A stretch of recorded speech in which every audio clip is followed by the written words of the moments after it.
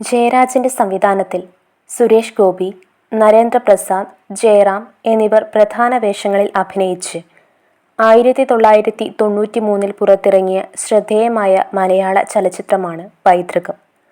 ഒരു പരമ്പരാഗത ബ്രാഹ്മണ കുടുംബത്തിൽ വിശ്വാസങ്ങളും നിരീശ്വരവാദവും തമ്മിൽ നടക്കുന്ന സംഘർഷമാണ് ഈ സിനിമയുടെ ഇതിവൃത്തം. നിർമ്മാണം ബി. ശ്രീകണ്ഠൻ വർക്കല. കഥ ജോർജ് വെട്ടം. തിരക്കഥ സംഭാഷണം കലൂർ ഡെന്നീസ്. സംഗീതം SP വെങ്കിടേഷ്. ഗാനരചന കൈതപ്രം. ഛായാഗ്രഹണം S. കുമാർ. അഭിനേതാക്കൾ നരേന്ദ്ര പ്രസാദ്, ദേവദത്തൻ ചിമ്മാതിരിപ്പാട്, സുരേഷ് ഗോപി, സോമദത്തൻ, ജയറാം, ഭാനു നമ്പൂതിരി അഥവാ ചിത്രഭാനു, ഗീത, ഗായത്രി, മണിയൻപിള്ള രാജു, കേശവൻ. മറ്റു താരങ്ങൾ നന്ദിത ബോസ്, സിന്ധു ശ്യാം, മാടമ്പ് കുഞ്ഞിക്കുട്ടൻ, ബോബി കൊട്ടാരക്കര. 1993 ഏപ്രിൽ 23 ഇത് റിലീസ് ചെയ്തത്. മികച്ച സംഗീത സംവിധായകനുള്ള കേരള സംസ്ഥാന ചലച്ചിത്ര അവാർഡ് SP വെങ്കിടേഷിന് ഈ ചിത്രത്തിലൂടെ ലഭിച്ചു. വിശ്വാസവും നിരീശ്വരവാദവും തമ്മിലുള്ള സംഘർഷത്തെ ഇത്രമേൽ തീക്ഷ്ണമായി അവതരിപ്പിച്ച മറ്റൊരു സിനിമ മലയാളത്തിൽ അപൂർവമാണ്. ഒരു പരമ്പരാഗത നമ്പൂതിരി കുടുംബത്തിലെ 2 സഹോദരന്മാർ തമ്മിലുള്ള പ്രത്യയശാസ്ത്രപരമായ പോരാട്ടമാണ് സിനിമയുടെ കാതൽ. സോമദത്തൻ, സുരേഷ് ഗോപിയുടെ കഥാപാത്രം, യുക്തിവാദി, ശാസ്ത്രത്തിൽ വിശ്വസിക്കുന്നവൻ, പാരമ്പര്യങ്ങളെ തള്ളിക്കളയുന്നവൻ. ഭാനു എന്ന ജയറാം കഥാപാത്രം, അച്ഛൻ്റെ പാത പിന്തുടരുന്നവൻ, വേദങ്ങളിലും ആചാരങ്ങളിലും അടിയുറച്ച് വിശ്വസിക്കുന്നവൻ. തൻ്റെ പിതാവായ ദേവദത്തൻ ചിമ്മാതിരിപ്പാട് നടത്തുന്ന അതിരാത്രവും യാഗവും തടയാൻ സോമദത്തൻ ശ്രമിക്കുന്നിടത്താണ് സംഘർഷം മുറുകുന്നത്.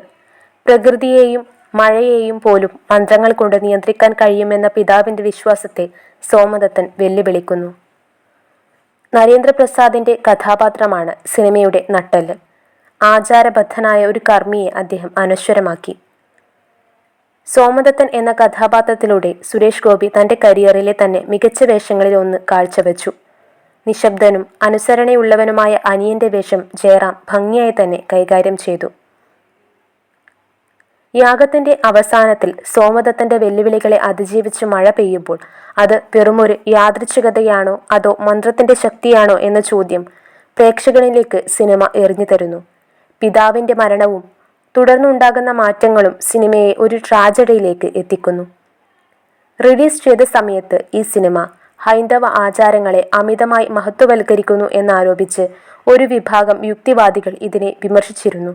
എങ്കിലും മികച്ച ഒരു കലാസൃഷ്ടി എന്ന നിലയിൽ ഇതിനെ എല്ലാവരും അംഗീകരിക്കുകയും ഉണ്ടായി.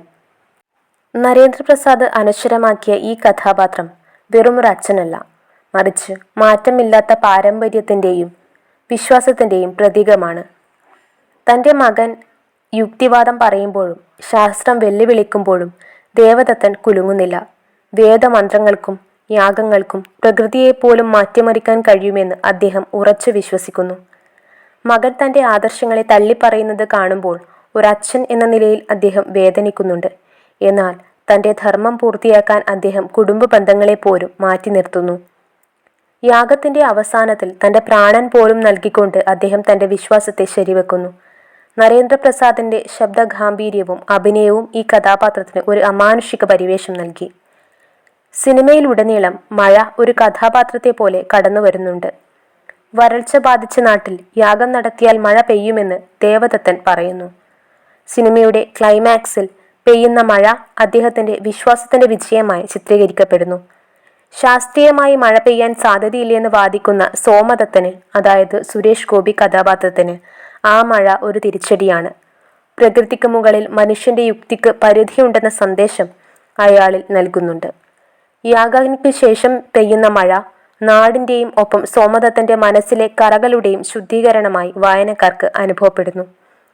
സിനിമയുടെ തുടക്കത്തിൽ അച്ഛനെ വെല്ലുവിളിക്കുന്ന സോമദത്തൻ അവസാനം മഴ നനഞ്ഞു നിൽക്കുമ്പോൾ ഒരു വലിയ തിരിച്ചറിവിലെത്തുന്നു. അച്ഛൻ്റെ വിയോഗവും ആ മഴയും അയാളുടെ അഹങ്കാരത്തെ ഇല്ലാതാക്കുന്നു. പാരമ്പര്യത്തെ പൂർണ്ണമായി തള്ളിക്കളയാൻ കഴിയില്ലെന്ന പൈതൃക ബോധം അയാളിൽ ഉണരുന്നതിലൂടെയാണ് സിനിമയുടെ അന്ത്യം.